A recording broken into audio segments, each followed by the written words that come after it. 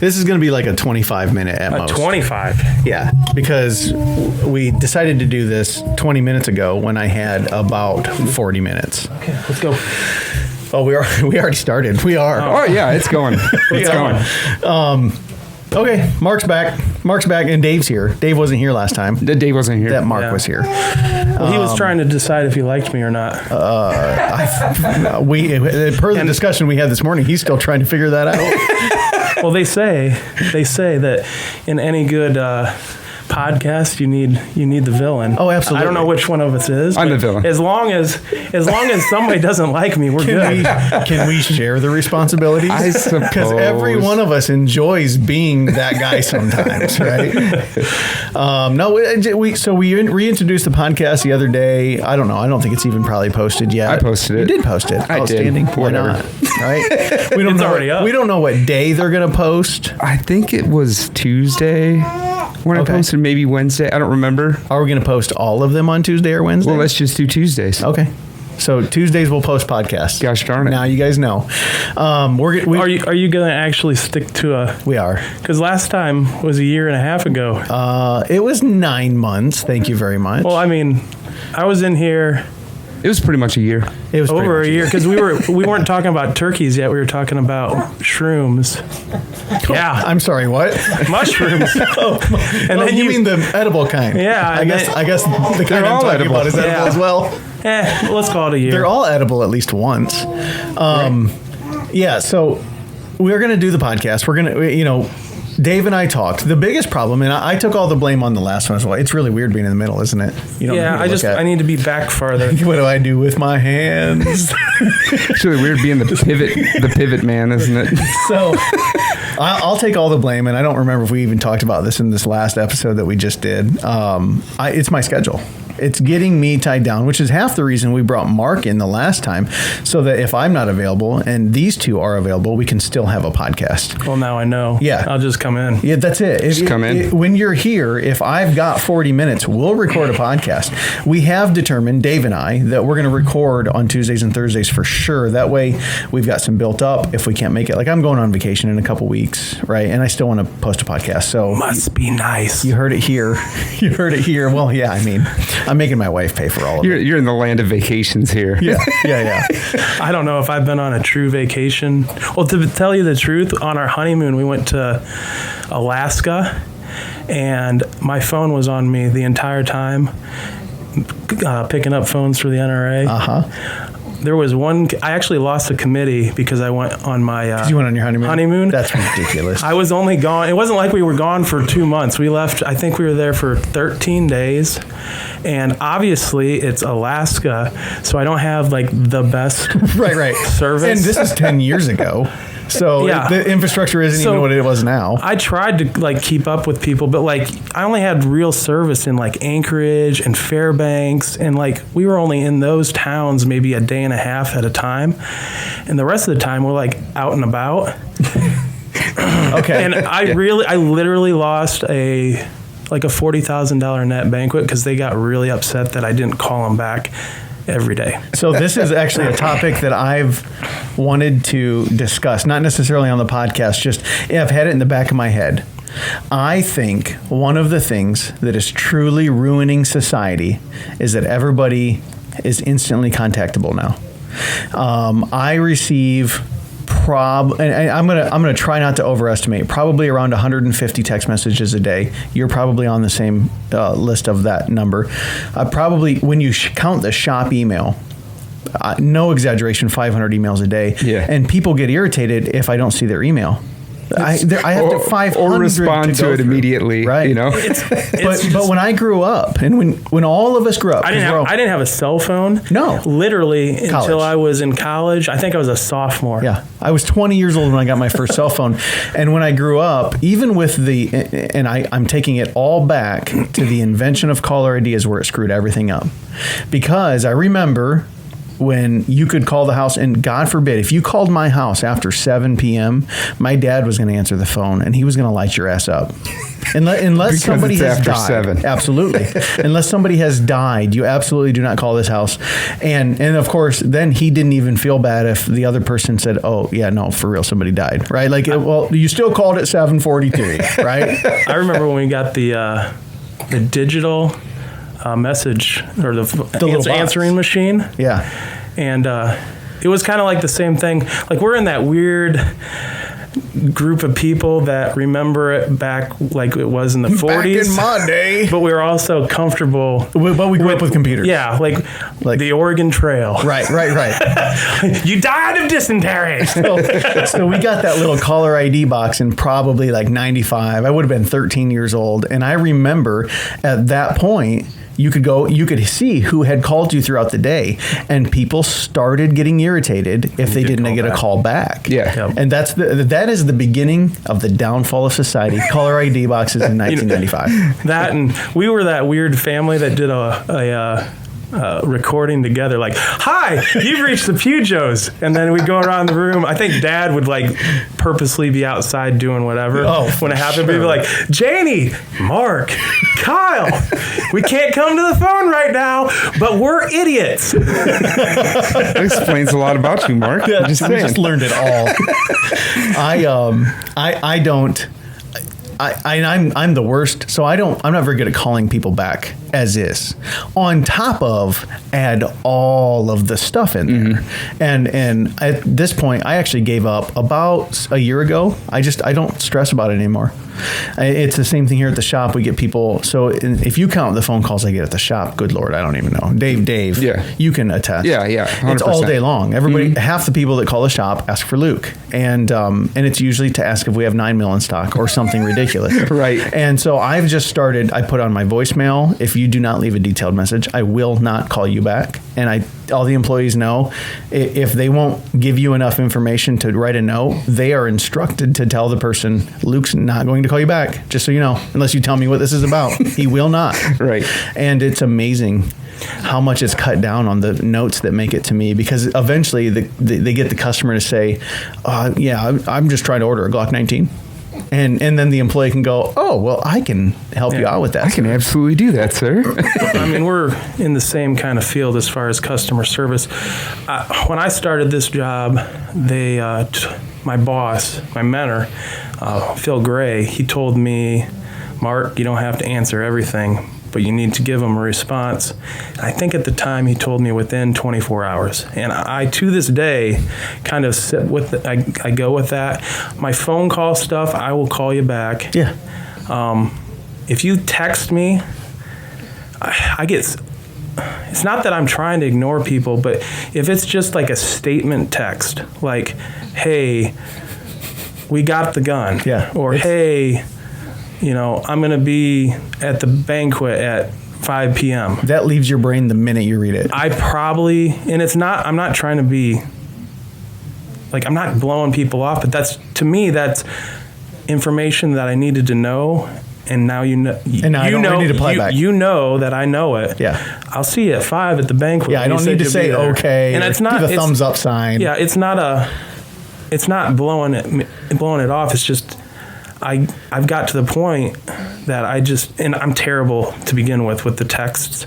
Not bad. I text when I need to, but if you, and Luke knows this, if I text and you call. Text me and it goes past about 3 replies, the phone immediately rings. Yeah. I have better things to do. I can do, if it's going to take 3 or 4 volleys of texts, I can call you. And if we stay on task, in 30 seconds it can be done, or I have to sit there and monitor my phone for the next 20 minutes to get something out of you that I could have done in 30 seconds. So you and I have two, and everybody in this room will agree that there's nothing wrong with you not replying back to those one-statement text messages. But some people will get offended about it. Right. Like, I think we're all on the same page. You and I's contacting, the way we contact people is complete opposite. And so, like, if I text you many times, I know I'm going to receive a call back. And you know that I'm probably not going to answer. And I always call first. Yes, always call first. Always. And I very rarely answer. And it's one of those. I tell everybody. So my wife was an RN for like 11 years before she became a nurse practitioner, and she worked the floor at University of Michigan. And when you work at a busy hospital like that, any nurse will tell you, like, they have a struggle to find time to go pee, right? Sure. Well, that's when I do my texting. When I walk to my private bathroom and I'm going to sit on the throne for 5 minutes, that's when you get a text message, because that's the time I have where I can close the door and lock it and nobody here is going to bother me. And so I text Mark and he immediately calls me back while I'm dumping out, right? And so just so you know, right now and here is why I'm telling you I'm not answering the phone, because nobody wants to take part in that, right? But no, it's just, it goes back to, I think the downfall is instantly contactable. And it's not just by phone anymore. It's by text messages, by email, it's by carrier pigeon, it's by all of the, instant messenger and all these other things. Mm-hmm. And I think you all know, for those that don't know me, I'm the NRA rep and run the NRA Foundation in Ohio. And over the years, it used to be the banquets were spread. Mm-hmm. And once again, I'll defer to Phil Gray. He told me, Mark, I don't care when you have your banquets, as long as you do a good job with them and you don't let them, fall off the wayside. You can have them all when you want. Should we talk about the baby in the room? Oh, okay. By all means, you can continue your conversation, but Mark's baby's in here because he's rolling around working as dad today. Yep. And so, those of you that have been wondering, what is that sound? It's Bryn. She's 4 months now. So I am able to juggle dad duty with this position. The easiest baby, right? So far. So far. I have the epitome of girls and boys are different. You won't be able to convince me in 2024 that they're not, because my daughter is just sweet and somewhat emotional. She cries for no reason sometimes, but she sits in the couch and reads a book like it's perfect.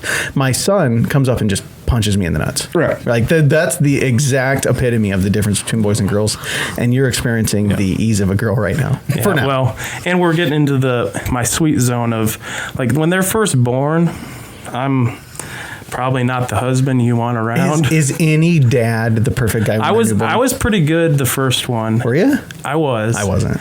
I don't like them till they're about a year And then old. I was mediocre on the second one.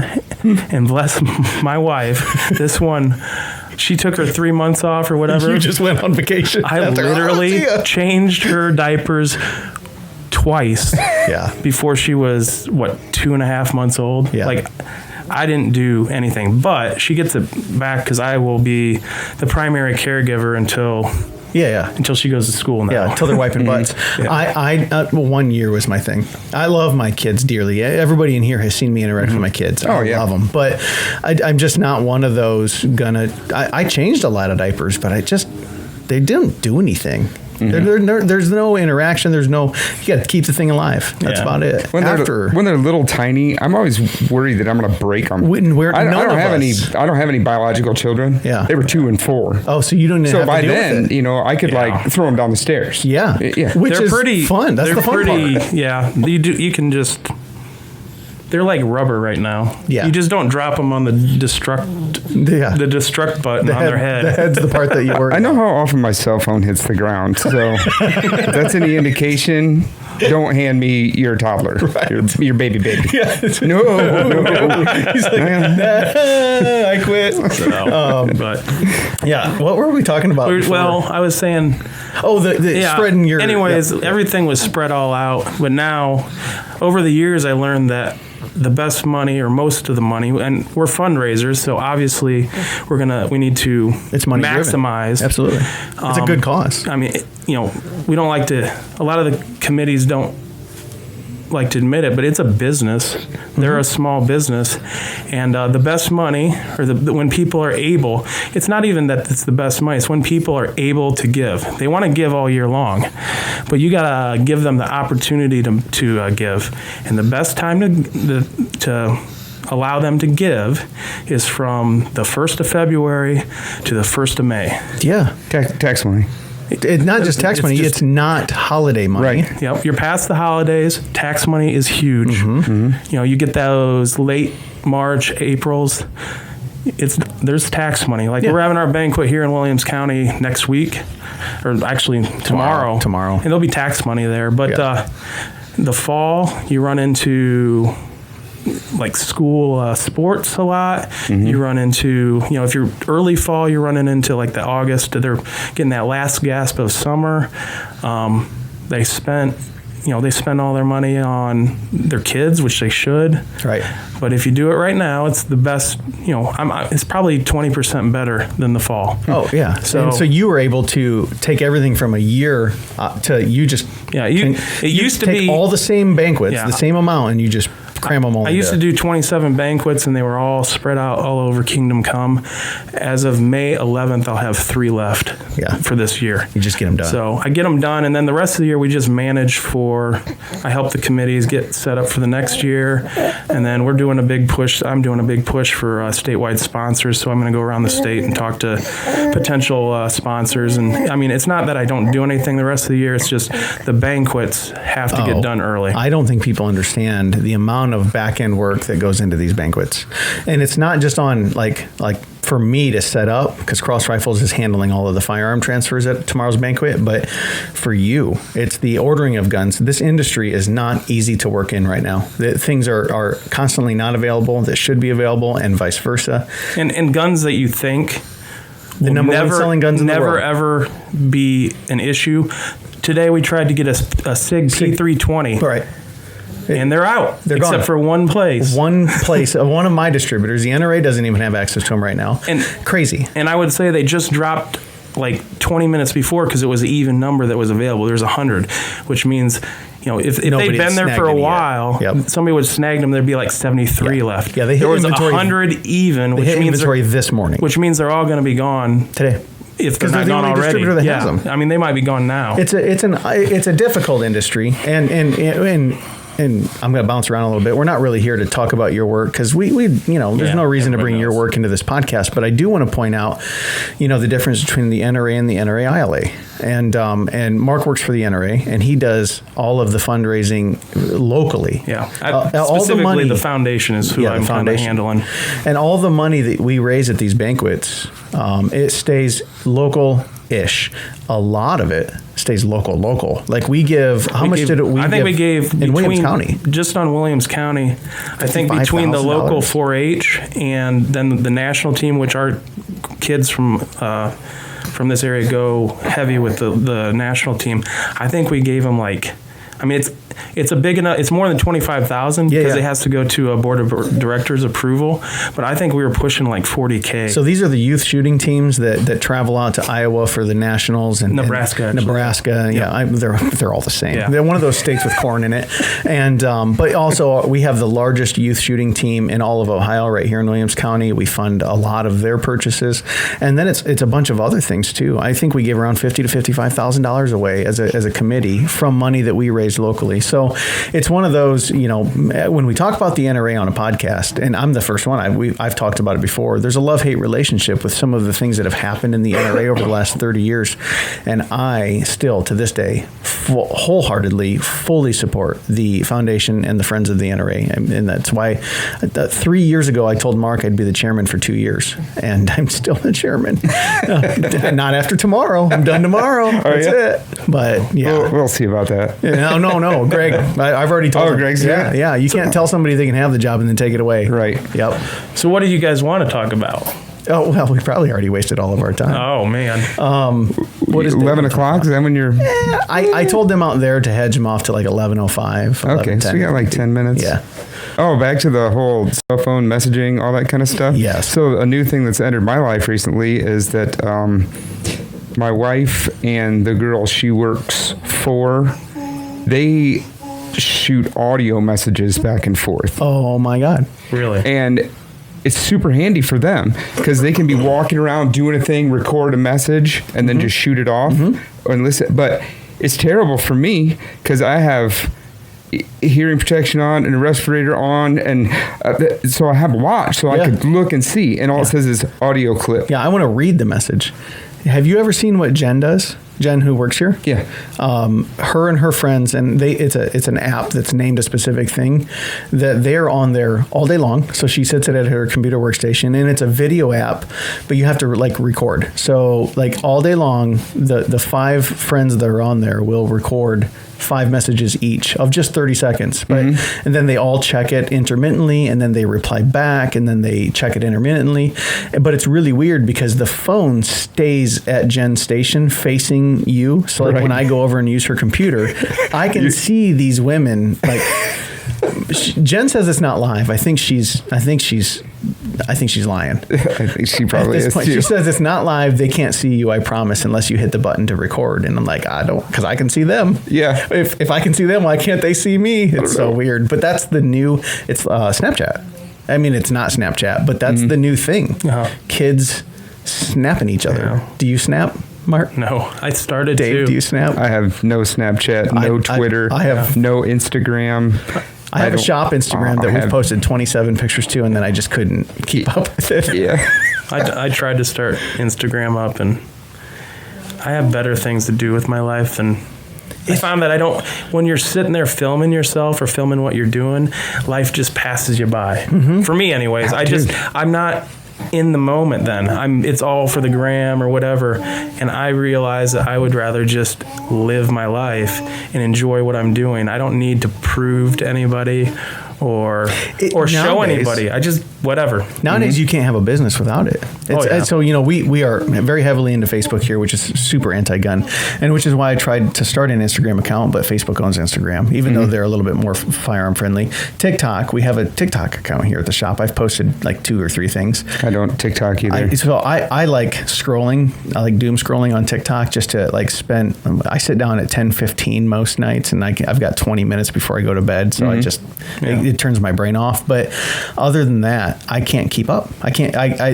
As a business, you cannot really be super, super successful without at least 1 or 2 of them. And I only have 1. Yeah. My wife's a virtual assistant now, and that's one of the roles she plays is social media management. Managing people's and social engagement. Media. It's a full-time job nowadays. Yeah. Well, you got to be real careful what you post too, because you don't have to worry about. I mean, you have to worry about what you're doing right then, but you also have to kind of think into the future with all the canceling going on. You actually need to think about the future and how this could be construed and viewed 3 years, 5 years from now. Like, how is this going to age? Exactly. Yeah. And if you're not good at planning ahead and kind of seeing where society's going, it's something that, we see it all the time. People getting burned for stuff that they did 10, 15 years ago. on Twitter 15 years ago. Yeah. And we were all alive in the 90s. We know there were phrases that you could say that are not acceptable now. 100%. And you've got to be able to look into your crystal ball and make sure that you don't say any of those phrases today that aren't going to be okay in 20 years from now. Yeah, I'm a hard pass on that one. That's also why I will probably never give control of my Facebook over. It's not because because I have a specific like verbiage that I use when I type things. It's not that. It's not that I'm worried somebody's not going to post the right thing. It's that if I catch hell, I can't be irritated at anybody if I'm the one catching hell. Sure. And I do. You guys have both seen me. I'll respond right back on my Facebook. If I say something stupid and you say something stupid back and got offended at my stupid thing, I'll make fun of you for being offended. I'm not going to take back my stupid thing. Right. And if I had somebody posting on social media, then I would have to like have a talk with them about, hey, you can't do that, but why can I do it and they can't? Right. Back in the days of COVID, I was pretty active on specifically Facebook and not so much Instagram, but I realized I'm just better off to stay. Oh, on a personal side, yeah. I think I post twice a year. Yeah, I rarely post. Yeah. On I scroll once in a while. I look through the Cerakote groups. I look through the dog groups that I'm part of and stuff. And so that's about all I do. People are going to watch this and be like, wow, they're a bunch of fuds. Oh, for sure. We're not fuds when it comes. We're boomerish. Yeah. So here's the thing, and Mark, you're a couple years younger than me, I think. I'm Just 41. Yeah, I'm 40 in a month. In a month, yeah. So you're just right there. You know that they consider us millennials. Well, we're, like I said earlier, we're kind of in the cusp. We're the edge. We used to be. I swear. They have an actual term for us. It's like leapers or something. So I understand why we're millennials, because I was born in '82 and I came of age in 2000, and that's the millennium. I understand why they're calling us millennials, but growing up, they did not call us millennials. We were lumped in with the late 70s. We were the Gen Xers. Yeah. We were Gen Xers at one point, and I think that's the thing. We all think like Gen Xers. Like I was born in 72. Yeah, you're a hard Gen Gen Xer. Yeah.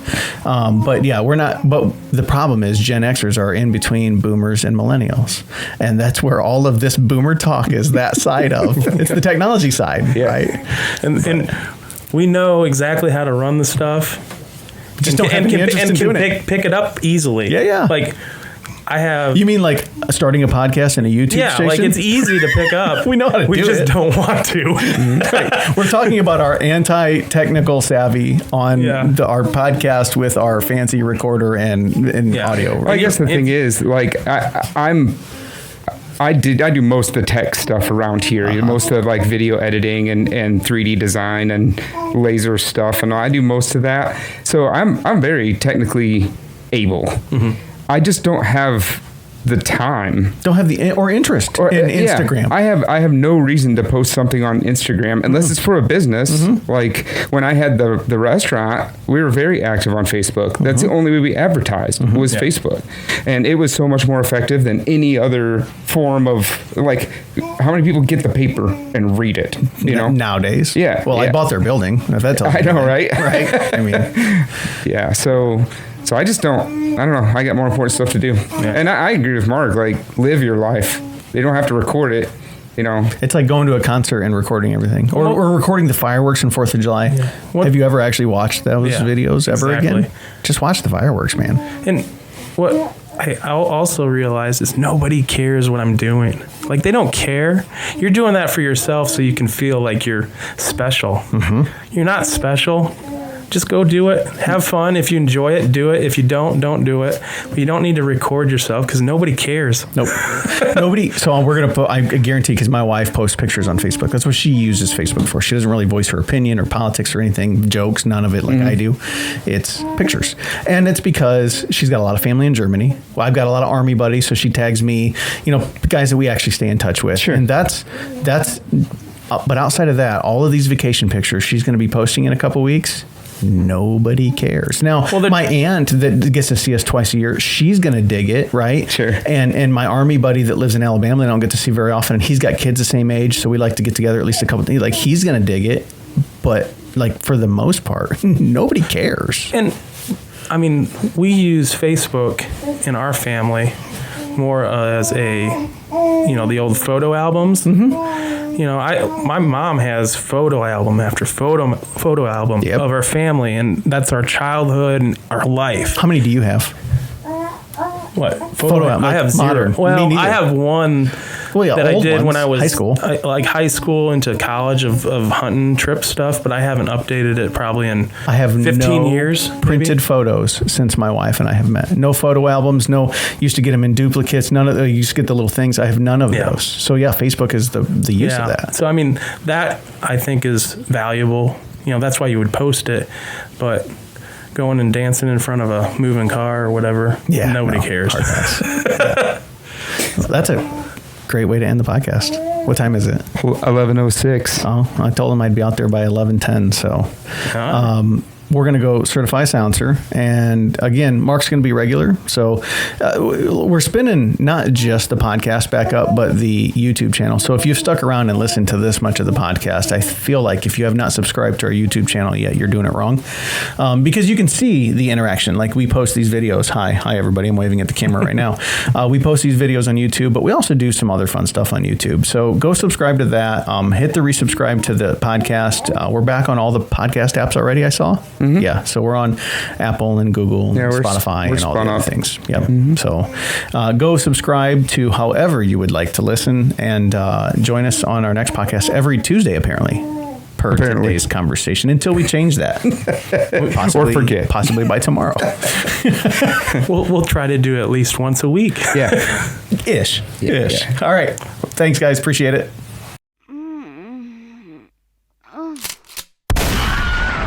You know what? Speaking of